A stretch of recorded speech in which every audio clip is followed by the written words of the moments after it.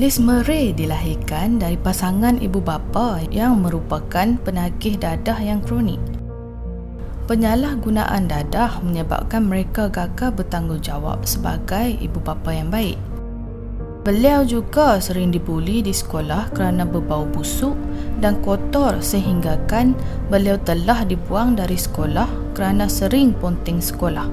Kasihan bukan?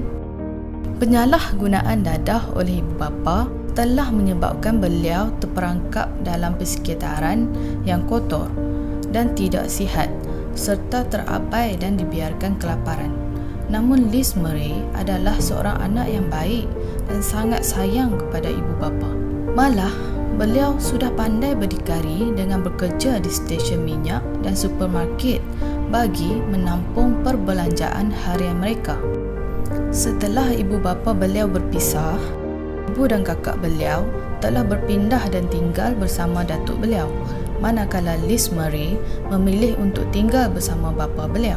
Namun, tidak lama kemudian, beliau ditempatkan di rumah kebajikan setelah bapa beliau gagal membayar sewa rumah. Kasihan Liz Murray. Di rumah kebajikan pun kena buli juga. Lalu, beliau terpaksa menjadi gelandangan sejak itu. Bayangkan, beliau terpaksa bermalam di dalam kereta api dan kerusi-kerusi di taman dalam gelap dan kesejukan. Kasihan bukan? Ketika beliau berumur 16 tahun, ibu beliau telah meninggal dunia akibat AIDS.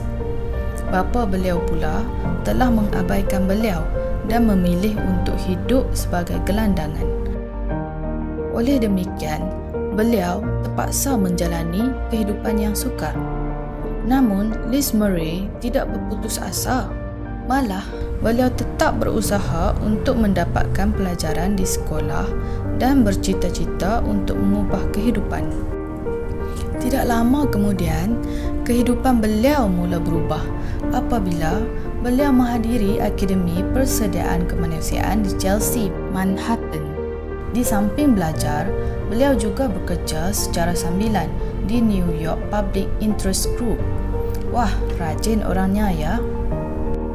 Walaupun tiada tempat tinggal dan tanpa sesi persekolahan yang baik, Liz Murray telah berjaya menamatkan sesi sekolah menengah dengan cemerlang.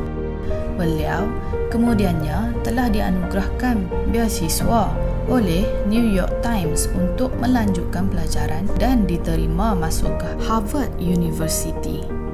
Wah, hebat bukan? Berkat dari usaha, beliau berjaya menamatkan pengajian di peringkat ijazah dan sarjana dengan cemerlang. Menurut Liz Murray, beliau adalah salah seorang daripada orang-orang yang tinggal di jalanan yang sebelum ini dipinggirkan.